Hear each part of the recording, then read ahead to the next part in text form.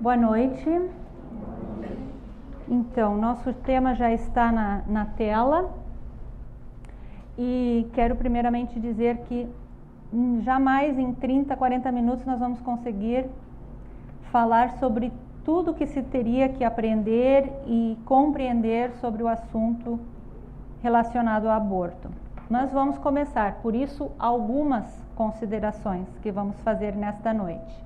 Tá? Então, a vida é feita de escolhas, assim nos dizem, né? Mas e será que nós já nos demos conta do quão importante realmente podem ser as nossas escolhas? De quantas consequências boas ou más estamos diariamente colhendo em função delas? Nós podemos e devemos escolher conscientemente, com reflexão, mas nós escolhemos, na maioria das vezes, sem conhecimento de causa, sem ainda muita responsabilidade, e tudo isso referente às nossas escolhas caberão somente a nós mesmos colhermos mais tarde. E agora nós vamos acompanhar um exemplo que alguns já possam conhecer, mesmo porque há uns 2 anos atrás eu trouxe esse mesmo tema. E eu vou propor que fizemos silenciosamente um exercício de escolher em cada um dos 5 casos que vão ser apresentados aqui. Tá? E essa proposta chama-se teste de gravidez. Deixa eu tirar aqui e botar o outro. Onde é que ele está?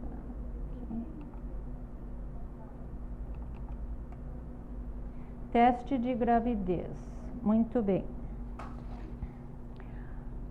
O que você recomendaria ou acha que deveria ser feito perante os seguintes 5 casos de gravidez? O primeiro caso: o pai é asmático, a mãe está tuberculosa, tem 3 filhos, o primeiro é cego, o segundo é surdo, o terceiro morreu e o quarto também tem tuberculose. A mãe está grávida de novo. Você recomendaria o aborto nesta situação? Segundo caso: um homem branco viola uma menina negra de 13 anos e ela fica grávida. Se você fosse o pai dessa jovem, você recomendaria o aborto? Terceiro caso: uma senhora está grávida, já tem muitos filhos, 2 deles morreram, o seu esposo está na guerra e a ela resta pouco tempo de vida. Você recomendaria o aborto a esta senhora?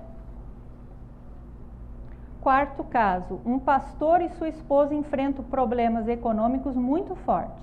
Já tem 14 filhos e são realmente pobres. Considerando a sua extrema indigência, você recomendaria à esposa desse pastor que abortasse o seu 15º filho? Quinto caso: uma jovem está grávida, não está casada e o seu noivo não é o pai do bebê que está esperando. Você recomendaria a ela abortasse? Concluindo então, se você respondeu na sua intimidade sim a alguma dessas situações anteriores, vejamos as conclusões. No primeiro caso, onde o pai era asmático, a mãe tuberculosa, tiveram 4 filhos, o primeiro cego, o segundo surdo, o terceiro morreu e o quarto tinha tuberculose, a mãe estava grávida de novo, você teria ajudado a matar um dos músicos mais brilhantes do universo, este senhor aqui, que até hoje conhecemos. Essa foi a história de infância, de situação da vida dele antes dele nascer.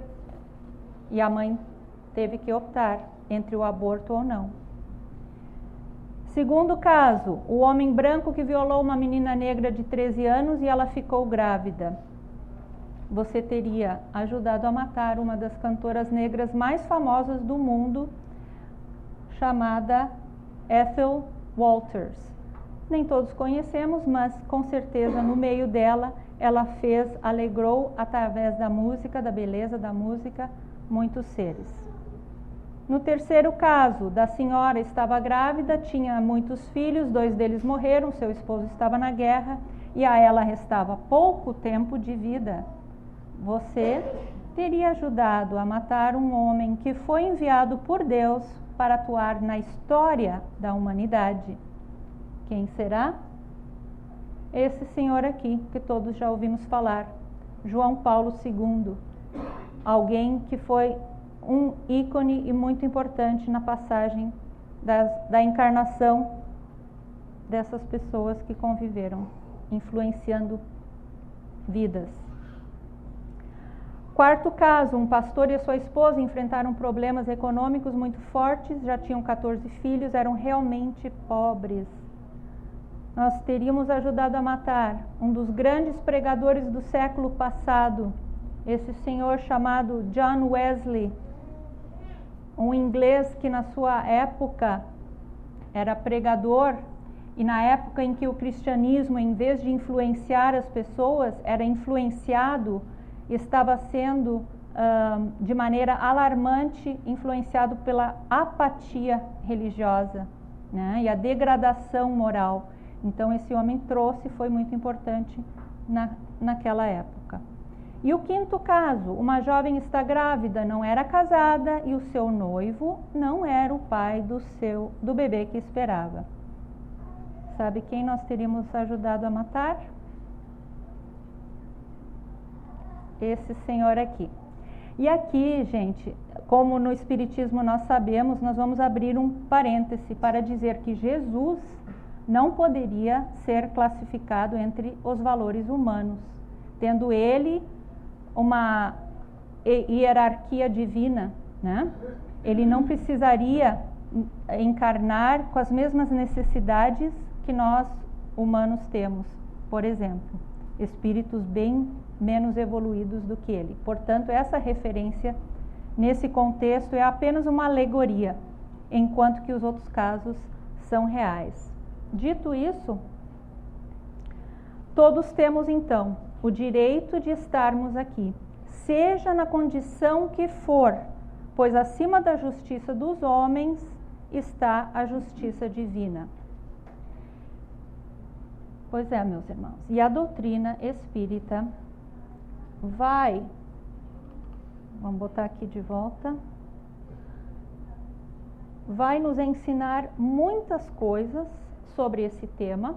Inclusive agora estamos vendo o problema, né, das crianças em função desse Zika vírus nascendo com encefalia, mas a doutrina ela vai nos facilitar e auxiliar nas nossas escolhas, por vezes bem difíceis, entre tirar ou não tirar a vida de um feto. O Espiritismo não deixa dúvida, nós não podemos tirar.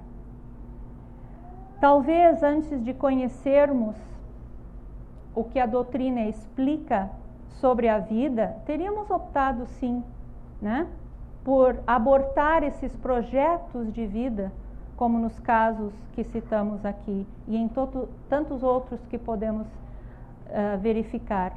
Por quê?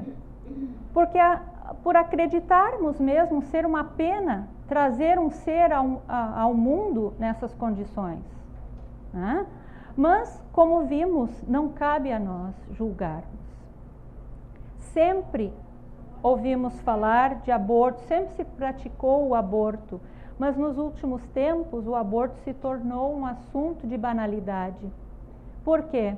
Talvez em função das técnicas abortivas, da medicina avançada ou da suposta modernidade que levou à liberação maior do sexo entre vários parceiros, da precocidade da iniciação da vida sexual ativa, enfim.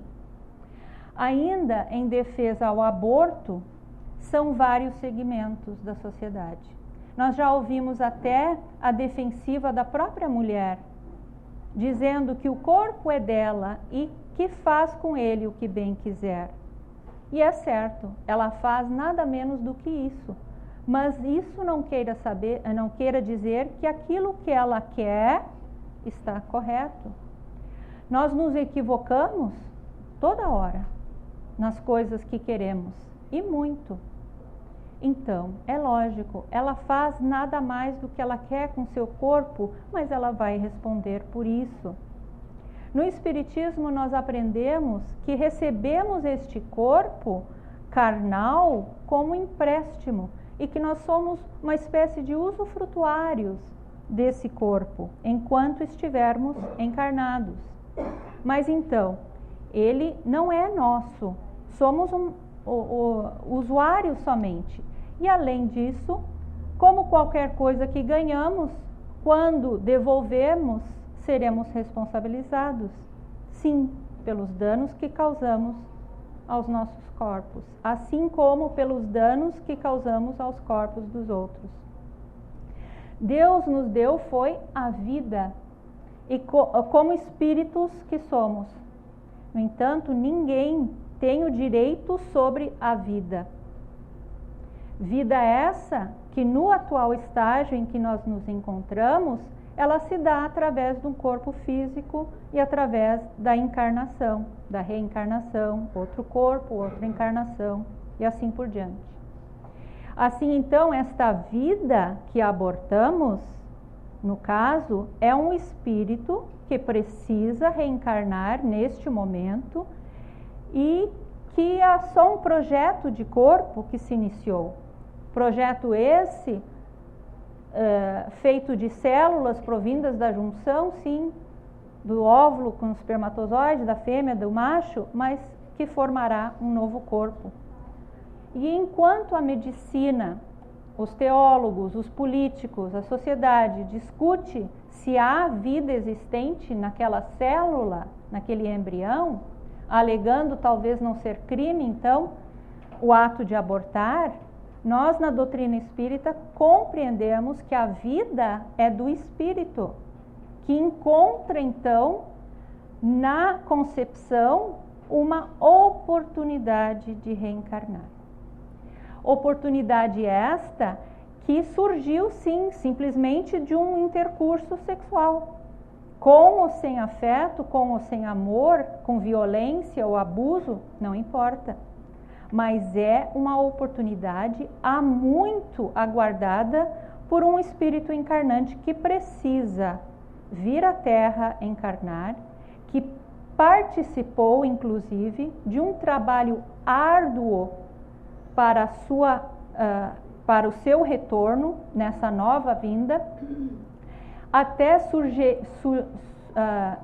sugeriu as condições, até surgirem, aliás, as condições adequadas com as pessoas certas para o seu aprendizado. Isso foi um trabalho árduo, né? Então, e mesmo que nas condições mais precárias aos nossos olhos terrenos, ainda assim é oportuna. Como nos diz a questão 357 do Livro dos Espíritos, é uma existência nula que terá que recomeçar.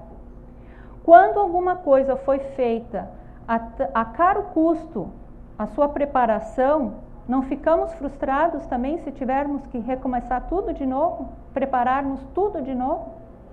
Pois então, nós não sabemos e nem devemos julgar em que condições podem ou não um espírito encarnar. Não conhecemos a sua trajetória de erros e acertos.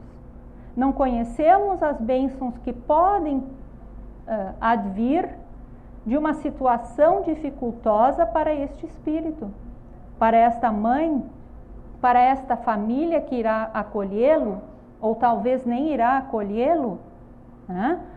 Tudo isso é levado em consideração, não pensem que não. Então nós não temos o direito de julgar. Nós não vemos, na maioria das vezes, aquilo que achamos ser injusto, né? Nós não vemos, pela nossa pequeneza, nossa visão momentânea, nós não enxergamos a plenitude das encarnações que são envolvidas em cada ser que nasce em tal ou qual condição dificultosa. Porque, como diz o adágio popular, Deus escreve certo por linhas tortas, né? E não porque lhe compraz escrever torto, não. Fomos nós, na nossa ignorância ou a nossa teimosia, que assim obramos. Fomos nós que escrevemos a nossa história. Ninguém mais é responsável. Nada mais do que as consequências das nossas escolhas passadas, que por algum motivo maior do que a nossa vã percepção possa captar hoje, existe.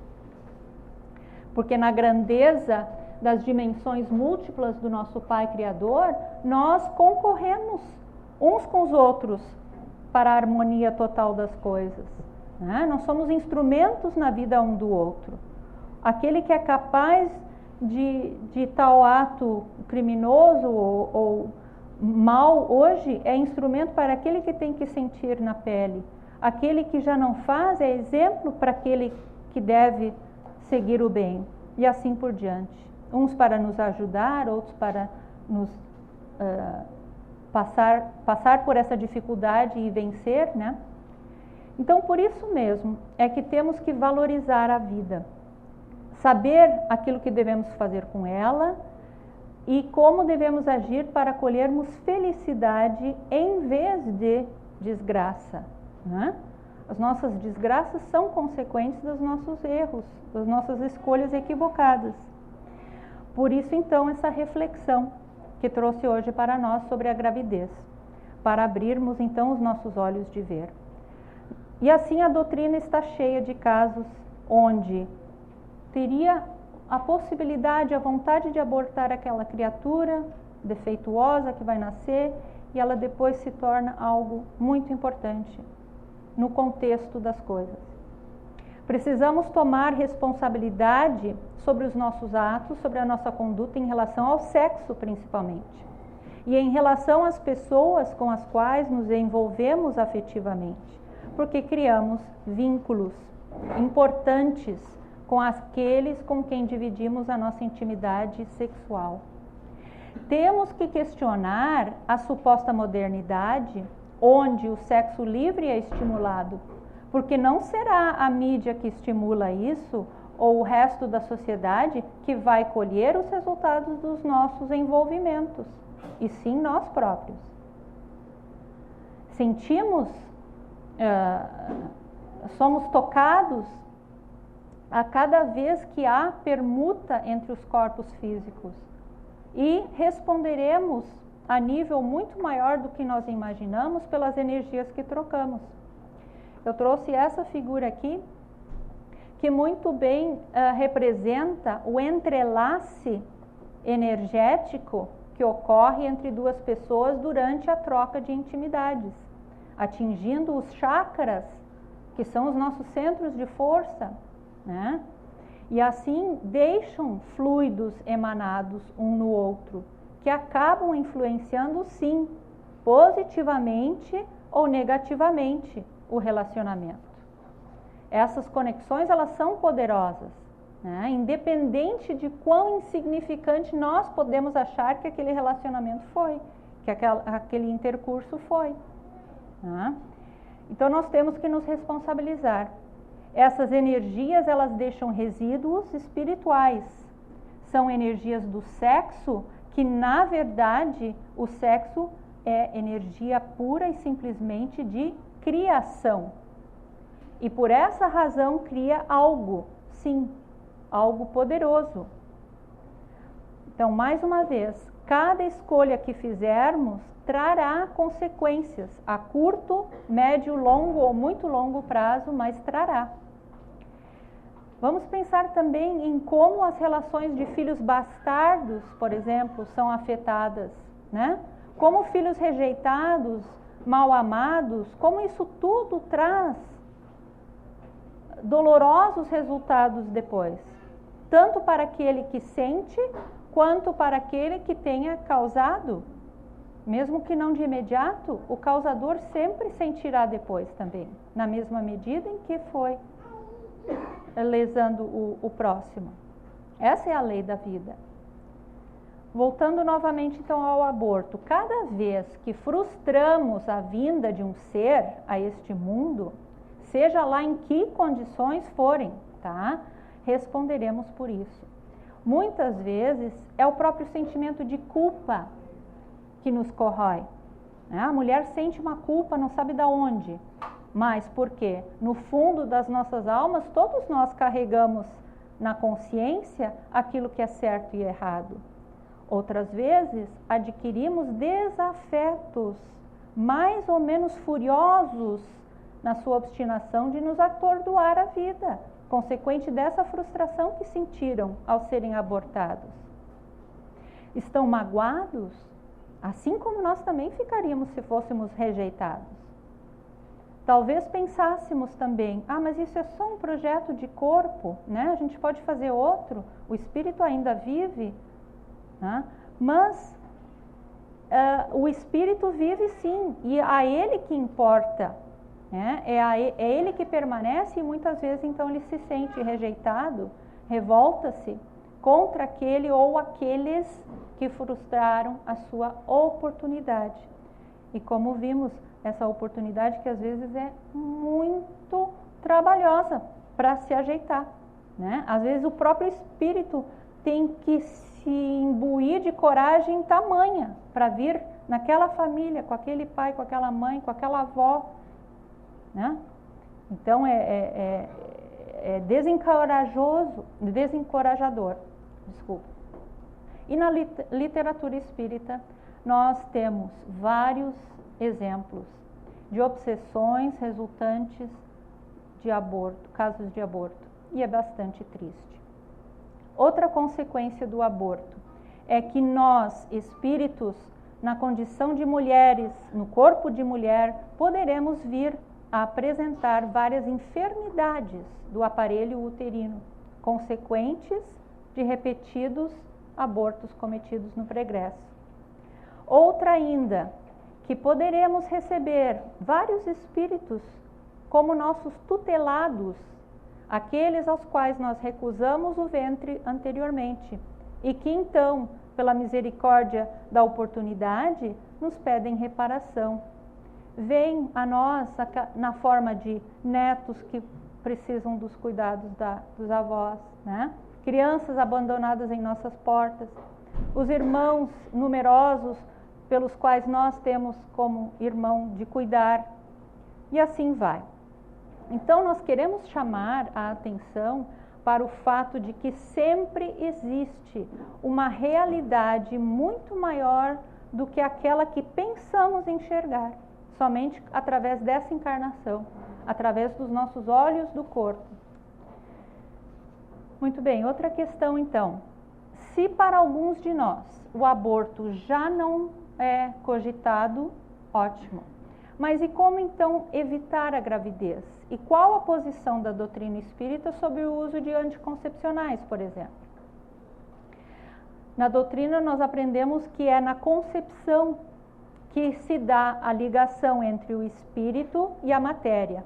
Portanto, os métodos que evitam a concepção são aceitos.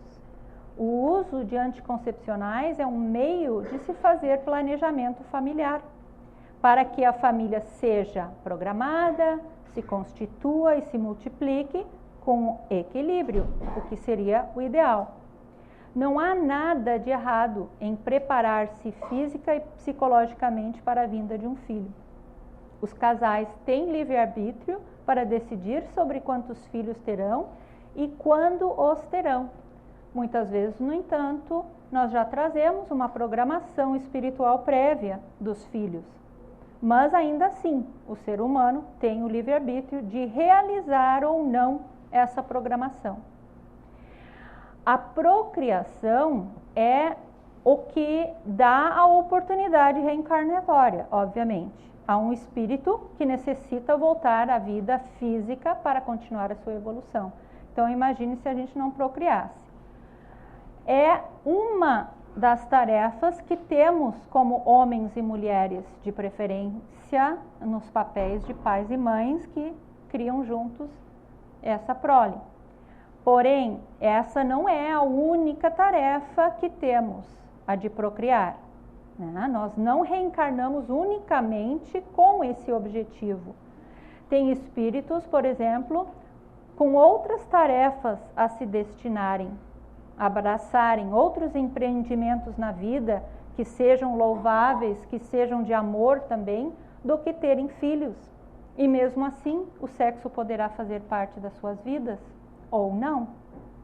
Porque o sexo, na verdade, como vimos, é energia criadora e ele também, então, entre o casal onde existe amor, carinho, responsabilidade, é um momento de restaurar, né? São energias que nos renovam. É uma nova luz para criar os nossos dias. Por mais simples que sejam os nossos dias, nós temos que criar um bom dia, né? Então, são energias restauradoras. A questão do controle da natalidade deve ser examinada observando-se a intenção de quem o pratica. Então, o que será levado em conta são as escolhas egoístas que fizemos sobre a maternidade. Se a intenção for de seguir um planejamento familiar que atenda às realidades do casal, inclusive de ordem econômica, nada há na doutrina que o reprove. Se, porém, a intenção é meramente de preservar a estética do corpo, por exemplo, ou manter a sensualidade exacerbada, ou ainda uma intenção egoísta de não querer dividir o seu tempo com ninguém, porque isso poda a liberdade, porque isso é muito trabalhoso, né? São exemplos. Aí entendemos que nestas hipóteses advirão consequências menos agradáveis na vida espiritual futura. Obviamente, então, que o mau uso do livre-arbítrio, através do abuso do prazer sexual e da promiscuidade, gerará consequências desgostosas para o espírito, de qualquer gênero. Para aquele que não souber utilizar adequadamente as suas energias sexuais. Então, o uso de métodos anticoncepcionais não significa liberação sexual desregrada, mas tão somente um modo de se planejar adequadamente as nossas tarefas terrenas. Que usemos das medidas preventivas se não nos achamos prontos ou em condições de gerar a vida, que sejamos mais seletivos e comprometidos com os nossos relacionamentos íntimos, para não banalizarmos esse canal de energia criativa que é o sexo, para não nos prejudicarmos com energias deletérias de um parceiro que não leva a vida a sério, que é mal intencionado e tudo mais, né? Porque nos afetamos por essas energias. A doutrina espírita tem muita informação sobre o assunto, como disse no início. Nós não poderíamos falar sobre tudo aqui, mas procuremos então saber mais, aprender e compreender. Que tenhamos cuidado sim de saber que os métodos anticoncepcionais chamado DIU, que é o dispositivo intrauterino, e a pílula do dia seguinte, pelo contrário, esses não são preventivos, e sim abortivos. Por quê? Porque já existe o embrião, ele já se alojou no útero materno e ele de lá é expulso. Tá? Então, busquemos compreender bem isso aí, para não colhermos consequências menos agradáveis depois. E para aqueles de nós, então, que tenhamos cometido já esse desatinado ato de aborto, não nos crucifiquemos, porque o sentimento de culpa, ele serve somente para nos alertar do erro, mas se cultivamos essa culpa, ele nos destrói, né? Nos destrói e não nos ajuda na nossa tarefa, então, de reparação. Deus quer, com essa experiência dolorosa, com essa expiação que muitas vezes tem no nosso planejamento passar, que aprendemos com os nossos erros, né? Que não erremos mais. Ele não nos condena, mas ele nos chama atenção, como fez Jesus simplesmente aconselhando, vai e não erres mais. Então, que possamos valorizar de hoje em diante a vida, se já não a fizemos, a vida, tanto a nossa como a do nosso semelhante, encarnado ou por encarnar, né? E para encerrar, eu vou deixar então a todos que já deram a bênção da vida, permitindo a um irmão nosso reencarnar em seu lar, em seu seio, esta mensagem que é muito linda, por achar que ela sintetiza toda a missão dos pais, tudo aquilo que possamos dar aos nossos filhos quando esses vêm a nós, esses filhos que o Pai Maior confiou a nós, de alguma forma, como pais e mães. E talvez vocês conheçam também, mas é muito bonito relembrar. Aos filhos o que posso. Eu lhe dei a vida, mas não posso vivê-la por você. Eu posso mostrar-lhe caminhos, mas não posso estar neles para liderar você. Eu posso levá-lo a um local de comunhão com Deus, mas não posso fazer com que tenhas fé.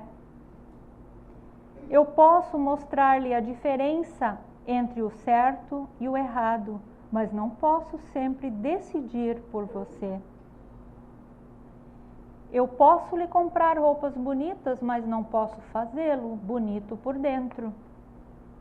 Eu posso lhe dar conselhos, mas não posso segui-los por você. Eu posso lhe dar amor, mas não posso impô-lo a você. Eu posso ensiná-lo a compartilhar, mas não posso fazê-lo generoso. Eu posso ensinar-lhe o respeito, mas não posso forçá-lo a ser respeitoso. Eu posso alertá-lo sobre os amigos, mas não posso escolhê-los por você. Eu posso alertá-lo sobre o sexo seguro, mas não posso mantê-lo puro. Eu posso informá-lo sobre álcool e drogas, mas não posso dizer não por você. Eu posso falar-lhe sobre o sucesso, mas não posso alcançá-lo por você. Eu posso ensiná-lo sobre a gentileza, mas não posso forçá-lo a ser gentil. Eu posso orar por você, mas não posso impor-lhe Deus. Eu posso dar-lhe amor incondicional por toda a minha existência, e isso sim eu farei. E assim, meus irmãos, é o nosso Pai Maior igualmente conosco. É assim que Ele age conosco, dando-nos os caminhos, as oportunidades, através dos mecanismos de sintonia que fizemos quando acessamos o auxílio dos irmãos mais elevados que nós recebemos a verdade desses caminhos, a intuição, o amparo para nos auxiliar na tarefa, às vezes difícil, que escolhemos abraçar. Mas quem escolhe somos nós. Então, cada indivíduo único, aqui hoje, colhendo nada mais, nada menos do que o resultado daquilo que uma vez julgou conveniente como caminho, como escolha a fazer. Que possamos então tomar boas resoluções, sempre escolhermos também a companhia de Jesus como exemplo maior de boas escolhas. Obrigado pela atenção.